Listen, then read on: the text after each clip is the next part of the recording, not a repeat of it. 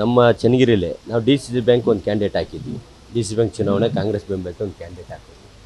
ಆದರೆ ಆ ಕ್ಯಾಂಡಿಡೇಟ್ ವಿರುದ್ಧವಾಗಿ ಅವ್ರು ಯಾರಿಗೋ ಬೆಂಬಲ ಮಾಡಿ ಗೆಲ್ಸ್ಕೊಂಡ್ರು. ಹೋಗ್ಲಿ, ನಾವು ಸೋತಿದ್ವಿ, ಸೋಲೊಪ್ಕೊಳ್ಳೋಣ. ಆದರೆ ಆ DCC ಬ್ಯಾಂಕಲ್ಲಿ ಅವ್ನು ಗೆದ್ದಂತನ್ನ ಅಪೆಕ್ಸ್ ಬ್ಯಾಂಕಲ್ಲಿ ಇದ್ದಾತ ನಿರ್ದೇಶಕನಾಗಿ ಸ್ವಾಮಿ ಅಂತೇಳಿ ಅದನ್ನು ಕಂಟಿನ್ಯೂ ಮಾಡಿದರೆ. ಯಾಕೆ ನಮ್ಮ ಕಾಂಗ್ರೆಸ್ನಾಗ ಏನು ಯಾರು ಗಂಡಸ್ರಿಲ್ವಾ?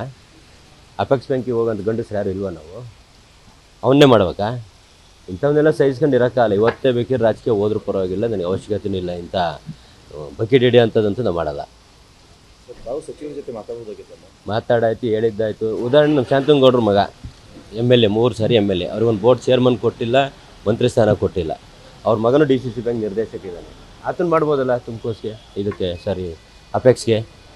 ಆತನ್ನು ಮಾಡೋಕ್ಕೆ ತಯಾರಿಲ್ಲ. ಇವ್ರೇನು ಒಟ್ಟು ಇವ್ರ ಮನೇದು ಏನು ಬೆಳೆಕಾಳು ಬೇಕು ಅದಕ್ಕೆ ಅಷ್ಟೇ ಇವರು ಸೀಮಿತ, ಬಿಟ್ಟರೆ ಯಾವುದೇ ಪಕ್ಷನೂ ಬೇಕಿಲ್ಲ, ಇನ್ನೊಂದು ಬೇಕಿಲ್ಲ, ಯಾವ ಶಾಸಕರ ಅವಶ್ಯಕತೆಯೂ ಅವ್ರಿಗಿಲ್ಲ. ಆಮೇಲೆ ಜಿಲ್ಲಾ ಮಟ್ಟದ ಅಧಿಕಾರಿಗಳು ತರ್ತಾರೆ, ಓನ್ಲಿ ಡಿಸ್ಟ್ರಿಕ್ಟ್ ಮಿನಿಸ್ಟ್ರು ಲೆಟರ್ಗಳ ಮೇಲೆ ಕೊಡ್ತಾರೆ. ನಾನು ಮುಖ್ಯಮಂತ್ರಿಗಳಿಗೂ ಮಂತ್ರಿಗಳಿಗೂ ಮನವಿ ಮಾಡ್ತೀನಿ, ಇನ್ನು ಮುಂದೆ ಜಿಲ್ಲಾ ಮಟ್ಟದ ಅಧಿಕಾರಿಗಳನ್ನ ಯಾವ್ದಾದ್ರು ಹಾಕೋದಿದ್ರೆ ಸಮಸ್ತ ಜಿಲ್ಲೆಯಲ್ಲಿ ಯಾರ್ಯಾರು ಶಾಸಕರು ಬರ್ತಾರೆ ನಮ್ಮ ರೂಲಿಂಗ್ ಪಾರ್ಟಿಯವರು, ಅವ್ರ ಲೆಟರ್ಗಳು ತಗೊಂಡು ನೀವು ಅಧಿಕಾರಿಗಳನ್ನ ಹಾಕಬೇಕು. ಬರೀ ಜಿಲ್ಲಾ ಮಂತ್ರಿಗಳ ಲೆಟ್ರ್ ಮೇಲೆ ಅಷ್ಟೇ ಅಧಿಕಾರಿಗಳು ಬಂದರೆ ಜಿಲ್ಲಾ ಮಂತ್ರಿಗಳು ಮಾತು ಬಿಟ್ಟರೆ ಯಾರ ಶಾಸಕರು ಗೌರವ ಕೊಡೋದಿಲ್ಲ. ದಯಮಾಡಿ ಮುಖ್ಯಮಂತ್ರಿಗಳನ್ನ ಪರಿಗಣಿಸ್ಬೇಕು ಅಂತ ನಿಮ್ಮ ಮಾಧ್ಯಮ ಮೂಲಕ ಮನವಿ ಮಾಡ್ತೀನಿ.